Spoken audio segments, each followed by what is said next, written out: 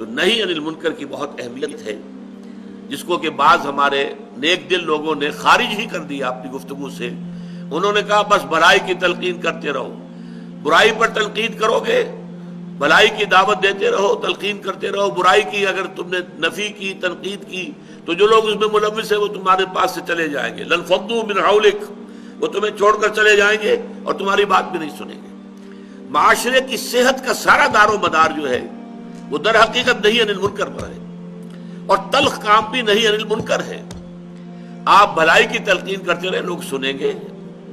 آپ کو ہو سکتا ہے کہ پھولوں کی بوچھاڑ کرے، آپ کو ہار پہنائے، اچھا واز کہا ہے، بہت عمدہ واز کہا ہے، لیکن آپ ذرا ان پر تنقید کیجئے۔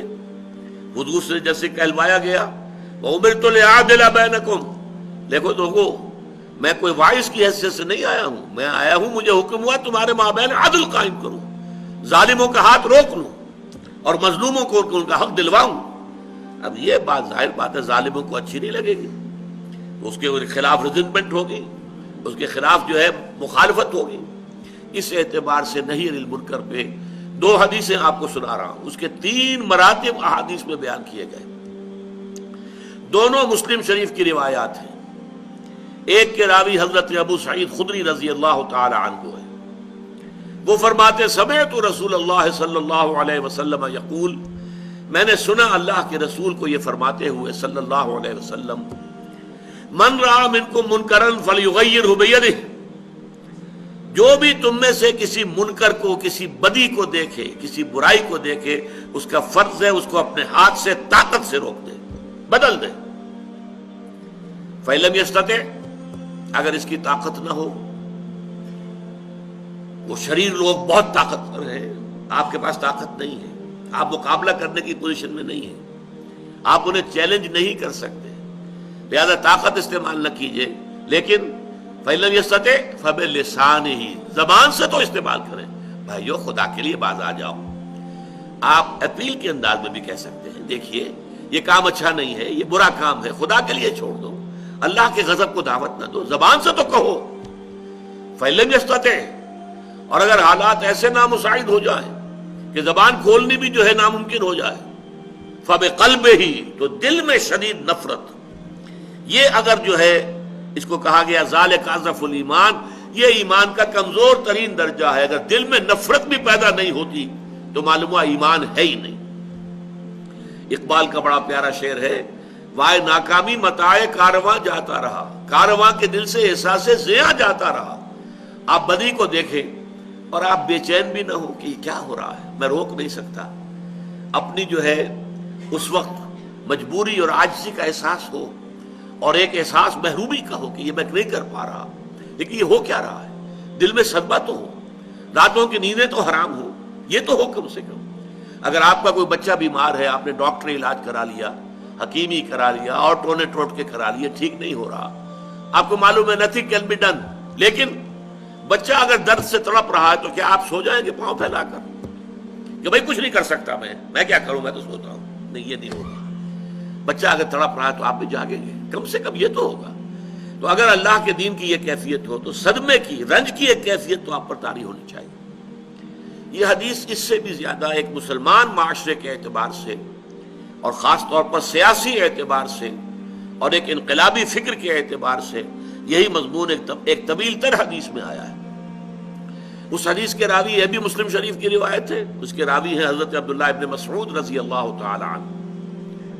حضور فرماتے ہیں ما من نبی بعثہ اللہ فی امتہ قبلی الا کان لہ حواریون و اصحاب، مجھ سے پہلے اللہ نے جس نبی کو بھی اس کی امت میں مبعوث کیا، اس میں سے لازماً اس کے کچھ نہ کچھ صحابہ، کچھ نہ کچھ حواری ضرور ہوئے۔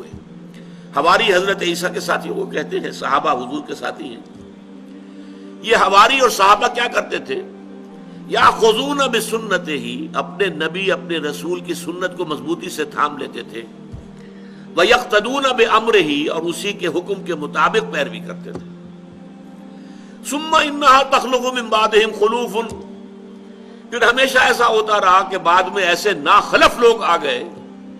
ناخلف وہ کیا کرتے تھے؟ یقولون ما لا یفعلون ویفعلون ما لا یؤمرون، وہ کہتے وہ تھے جو کرتے نہیں تھے، اور کرتے وہ تھے جس کا حکم نہیں ہوا۔ بدعات، نئی نئی رسومات، نئے نئے جلوس، نئے نئے طریقے اختیار کیے جا رہے ہیں محبت رسول کا اظہار کرنے کے لیے، اور اطاعت رسول نہیں ہو رہی، اتباع رسول نہیں ہو رہا۔ تو یفعلون ما لا یؤمرون ویفعلون ما لا یؤمرون ویقولون ما لا یفعلون، کہتے وہ تھے اللہ کی محبت کا دعویٰ، رسول کی محبت کا دعویٰ، لیکن یہ ہے کہ عمل میں کچھ نہیں، اور عمل میں اس کے برعکس بدعات، نئی نئی رسومات۔ اب فرمایا حضور نے فمن جاہدہم بیدہ فہو مومن، تو جو کوئی بھی ان سے جہاد کرے گا اپنے ہاتھ کے ساتھ، طاقت کے ساتھ، وہ مومن ہوگا۔ اللہم ربنا اجعلنا منہم، اللہ تعالی ہم سب کو بھی ان میں شامل کرے۔ ومن جاہدہم بلسانہ فہو مومن، اور جو کوئی جہاد کرے گا ان کے خلاف اپنی زبان سے، وہ بھی مومن ہوگا۔ ومن جاہدہم بقلبہ فہو مومن، کم ترین درجے میں جو دل سے جہاد کرے گا، دل سے نفرت رکھے گا، وہ بھی مومن ہوگا۔ وَلَيْسَ وَرَاءَ ذَلِكَ مِنَ الْإِيمَانِ حَبَّةُ خردل، اس کے بعد تو ایمان رائی کے دانے کے برابر بھی نہیں ہے۔ یہی خردل کا لفظ جو ہے یہ سورہ لقمان کے دوسرے رکوع میں آیا تھا، یا بنی انہا ان تک مثقال حبۃ من خردل، رائی کا دانہ۔ اور یہاں حضور نے فرمایا وَلَيْسَ وَرَاءَ ذَلِكَ مِنَ الْإِيمَانِ حَبَّةُ خردل، اس کے بعد تو ایمان رائی کے دانے کے برابر بھی نہیں۔ میں نے کیوں کہا یہ سیاسی اعتبار سے، معاشرتی اعتبار سے، انقلابی سوچ کے اعتبار سے یہ بہت اہم حدیث ہے۔ ہم جس معاشرے میں ہے صورت یہی ہے، اکثر و بیشتر مسلمان ممالک میں حکمران کون ہیں؟ جن کا دین سے کوئی سروکار نہیں، جن کی سوچ مغربی، تہذیب مغربی، رہن سہن مغربی، ان کے ساری ویلیوز مغربی۔ وہ تو در حقیقت یوں سمجھیے کہ مغرب ہم پر حکمران ہے بائی پراکسی۔ وہ یہاں سے جانے سے پہلے اپنی خاص تعلیم و تربیت، اپنے نظام تعلیم کے ذریعے سے جن لوگوں کو اپنے رنگ میں رنگ گیا تھا، ان کے ہاتھ میں اختیار آیا اور ان کی حکومت ہے۔ اب ان کے خلاف یہ کام کرنا ہوگا، جہاد بالید، جہاد باللسان، جہاد بالقلب۔ سب سے پہلے جہاد بالقلب اگر ہے تو گویا کہ ایمان ہے، اللہ کا شکر ہے۔